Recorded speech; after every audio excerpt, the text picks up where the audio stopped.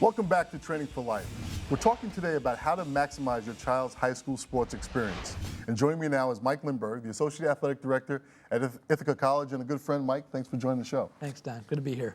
We've been talking about keeping sports in perspective and understanding the value of sports. Talk a little bit about the value of why we play sports. I think students today play sports for a variety of reasons. Some are pretty obvious to them. Some won't become evident until maybe a little later in life. Social connections, making friends, being part of a team, being fit, doing something that will help them with their confidence, their self-esteem. And for others, it might be a ways to an access to college. And I think that access to college piece is what a lot of parents think about. They think about the Division I scholarship. So just to kind of put that to rest, let's look at the numbers on Division I scholarships. And when you look at this, you look at the number. I look at that and I look at football. You know, right down there, you know, there's more than 1 million playing, but less than 1% will get a college scholarship. When you look at those numbers and you hear about the kid who made it in basketball, less than 1%. Baseball, less than 1%. I mean, those numbers, I think, really jump out. And when you look at those, Mike, you think about the reality of why kids are playing again. You do. And quite frankly, you've got a better shot at winning a lottery in some of these cases. And I couldn't agree with that more. If you're here on Long Island, you look at the lacrosse number. We know of so many young men and women who go off to play lacrosse, but you look at that number there, and it still doesn't look like your odds are that great. And we talk about the impact on Title IX for girls in sports. We think that number might be a little better nowadays, but I think the numbers, as you look at them, are pretty comparable. They are pretty comparable. Maybe 2 decades ago, they would have been non-existent. So, Mike, when we look at those numbers and we realize those are the Division I numbers, they're not very, very high numbers. So there's a vast majority of kids out there playing high school sports. Where do they go? What's next for them? Well, last I saw, there were 7 million high school students playing sports. Okay? And as you can see by the graphic, not a whole lot of them are going to get access to Division I, Division II scholarships. Right. There's 440 Division III institutions that offer a pretty competitive intercollegiate athletics. About 418,000 of those are participating in sports. We do not offer athletic scholarships, but we offer a very competitive. You can play for national championships.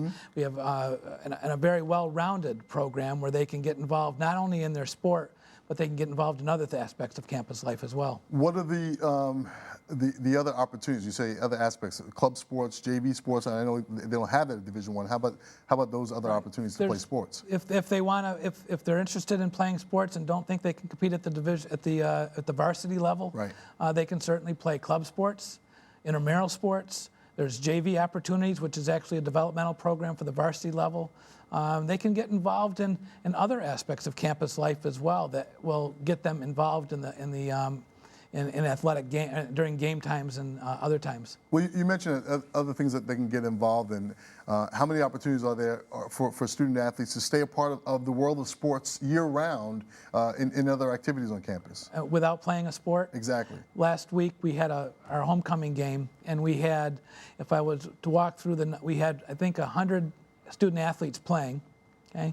And then we had probably double that who were outside the lines. Right. Okay?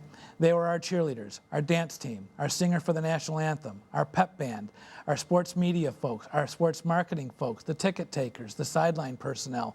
All of these positions are staffed by students who are looking for a way to showcase their talents, to get involved, to learn something new, to maybe something that'll lead to a career, okay? Right.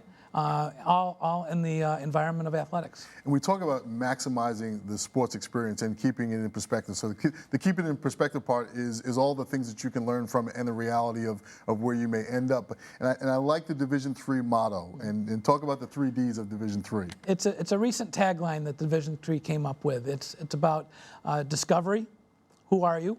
Okay?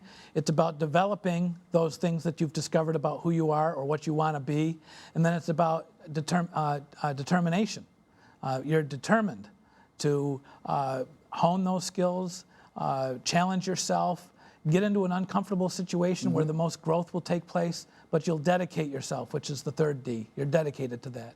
You know, I love that because it really mirrors what we do as athletes on the field. When you want to look at all the things you learn on the field and how they translate off the field, that Division III model and motto is, I think, is exactly what we want to deliver. I want to thank you very much for coming on the show, Mike. It's been thank you for driving all the way down from Ithaca to be with us on the show today. And when we come back, we'll look at some of the most successful youth sport programs in the tri-state area to find out how they consistently produce winners on and off the field. It's up next, so stick around.